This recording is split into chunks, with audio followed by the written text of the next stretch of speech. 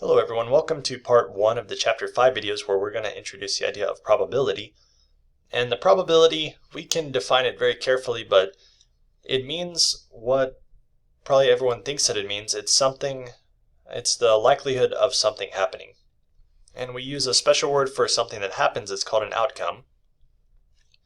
And we will make a distinguishment between this idea of having a theoretical probability versus an experimental probability, where we can imagine the theoretical probability, whenever you flip a coin is 50% chance to get heads. But if we ran an experiment where we flipped a coin, maybe we flip a coin a few times, we might get heads every time.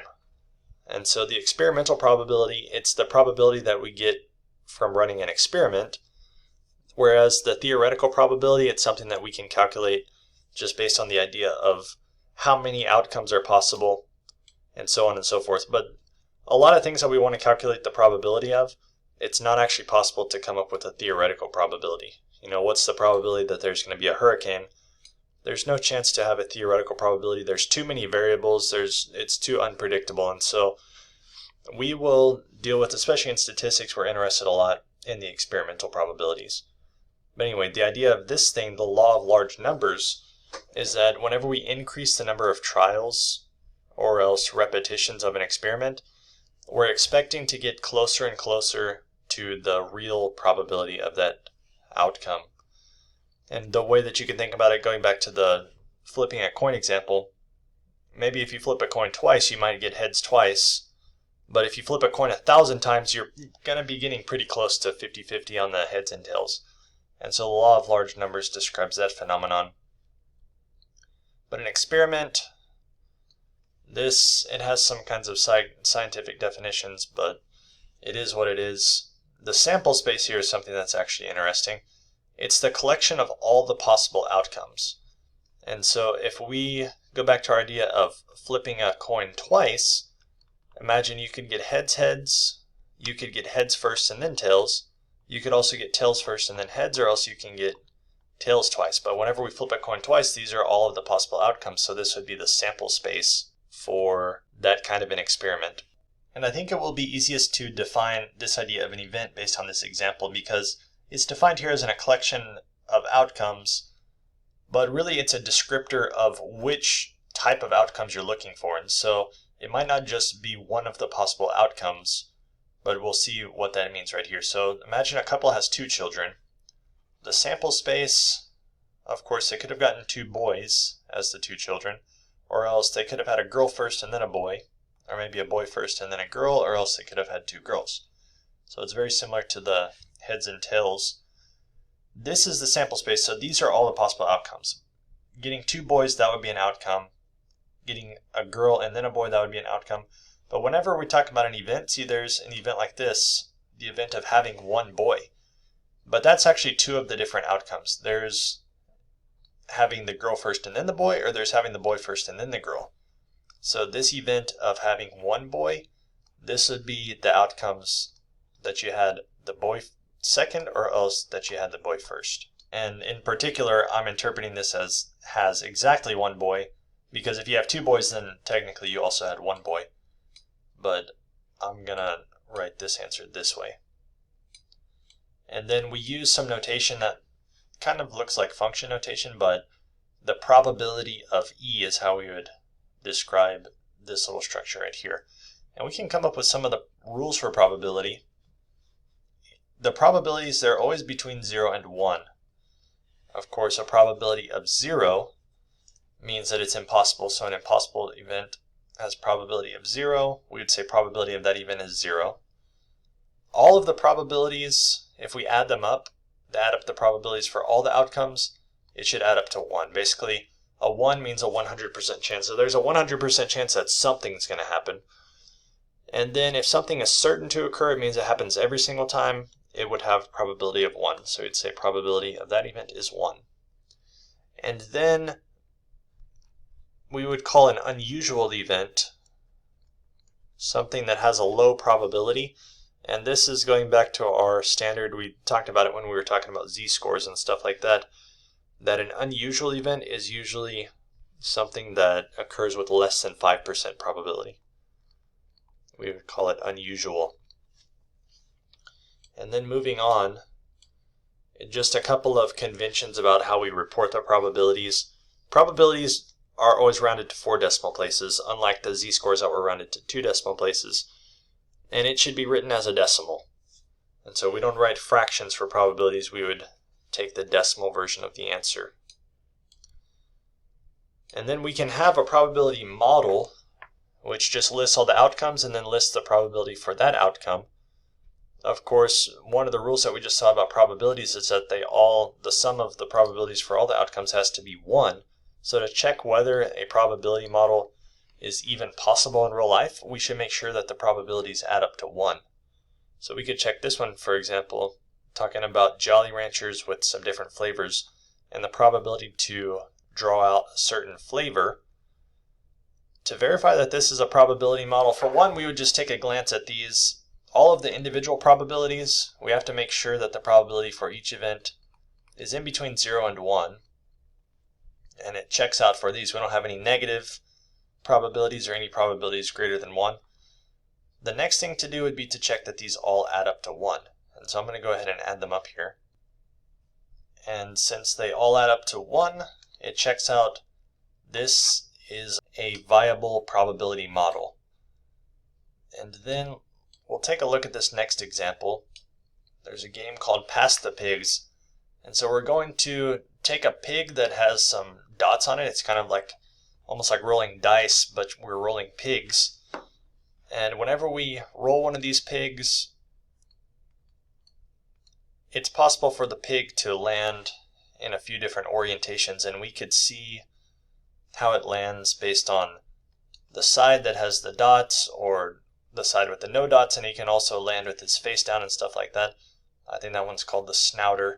Razorback if he lands just flat on his back and so forth. But these students, they must have been rolling for a while because there are 3,939 rolls, and then each of the outcomes are listed over here. So we're going to build a probability model, which is basically we want to take each one of these frequencies, because the probability of an event, we take the frequency of that event, and then we'll divide by the total number of trials. So we're just going to take each one of these frequencies and divide it by the number of trials, which was 3939. And then I'm going to do that here. And the way I'm going to do it is I'm going to put all of these numbers into my list. So I'm going to go to Stat Edit. I have these data into list 1, and then in my next list over, I'm going to give a formula here. I'm just going to take all those numbers from list 1 and divide them by 3939. I feel like it'll stay organized. It'll save a little bit of time of typing. And these probabilities, I will write them down. They're already rounded to 4 decimal places, so I can just write down what I have in the calculator there. That one went 85. And then this one was 1947. And we are coming up with something that reminds me of the frequency distribution that we had before. And certainly we could plot this if we wanted to. But we have the results of the experiment in our probabilities here, and then we want to state the probability that a thrown pig lands on the side with the dot. That was 32.85% probability.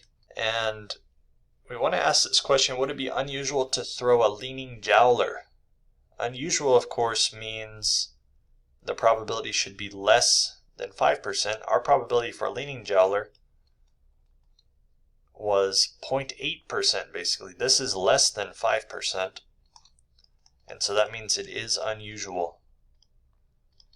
And of course here the most appropriate way to describe the probability is using the decimals, just 0.3285.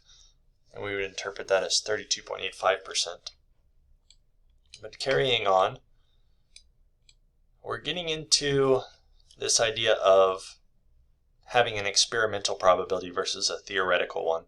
And that's what we saw before with the pig experiment. We're coming up with what's the probability that a pig lands in these different orientations. Of course, it would be really hard to think of the theoretical probability, for example, that the pig would land on its back. You'd probably have to know a lot about physics. But here, if we're going to come up with an experimental probability, all that we have to do is run an experiment, and that's what it means empirical. It's like the results of an experiment. We come up with the frequency of whichever outcome we're trying to analyze the probability for, and then divide by the number of trials. So that's the same formula that we saw before. We have an example here. Reggie Miller, he was a great free thrower. He made 5,915 out of his 6,679 free throws. So we can find what's the probability that he's going to make a free throw. We would say probability of making the free throw, which we can just call that our event E. It doesn't matter which letter we use over here. Maybe we could call it the probability of F for free throw, but it's going to be the number of outcomes of making it divided by the total number of trials. And then I'll put that into the calculator and see what we get. And that one is 88.56%, so I'll write it as 0.8856. And now, besides experimental probability, this is coming into the idea of theoretical probability. Of course, it has a very similar looking formula, but what we have here, this one, we'll notice right away why it's hard to calculate this sometimes, because depending on what type of an event we're talking about, it might be impossible to know how many ways that event can occur, or it might be impossible to determine the total number of possible outcomes. But we'll just take it on a case-by-case basis. Whenever we have, for this example, a multiple choice test with 5 choices for each problem, I want to figure out what's the probability that if you guess, you will guess incorrectly. So on each question, what's the probability that you will guess incorrectly? Of course, the probability for guessing incorrectly, it should be the number of ways that you can guess incorrectly. And if there are 5 choices, there are 4 ways that you could guess incorrectly. There are 5 choices, and so there are 5 total ways that you could guess, and this is an 80% probability to guess incorrectly. Or what about the probability that a person was born on a day of the week that ends with the letter Y? The probability for that event should be the number of ways that a person can be born on a day of the week that ends with Y. If you're thinking about the days, of course, that's all the 7 days. And there are 7 possible days where someone can be born in the week, and so it's just a 100% chance, just 1.0 probability that a person will be born on that kind of day of the week. And now going on to the next example, we're going to think about rolling 2 dice. And so whenever we roll 2 dice, this will be one of the die, this will be the other one, and they roll independently of each other. But we're going to talk about probabilities of getting different kinds of sums. So if we add up the face of the dice, we'll get a sum over here. And notice it's possible to get the smallest number of a 2 by rolling double 1s, or if you roll double 6s, then the sum would be 12. And there, if you notice, since this is a 6 by 6 squared, there are 36 total possible outcomes. So the probability of getting a sum of 4, probability of getting a 4 as a sum, it should be the number of ways of getting a 4, which there are apparently 3 ways. We could have gotten double 2s, or we could have gotten a 3 and a 1. So there are 3 ways of getting the 4, and there are 36 possible outcomes. And so 3 out of 36, this one gives us a probability of close to 8%. The 3 is repeating. What about the probability to get a sum of a 7? This is actually, you'll notice, the most likely sum. There are 6 ways to get a 7. So the probability to get a 7, 6 ways to get 7 out of 36 rolls that are possible. And so this would just be twice as much, or else I'll go 6 out of 36. And this is around 16 2/3%. And then the probability of getting a sum of 15, the number of ways to get 15, there are no ways to get 15. So we divide 0 by 36, and that's just the probability of 0. And that is pretty much all there is to the 5.1 material. That's going to do it for this video, and I will catch you in the next one. Thanks.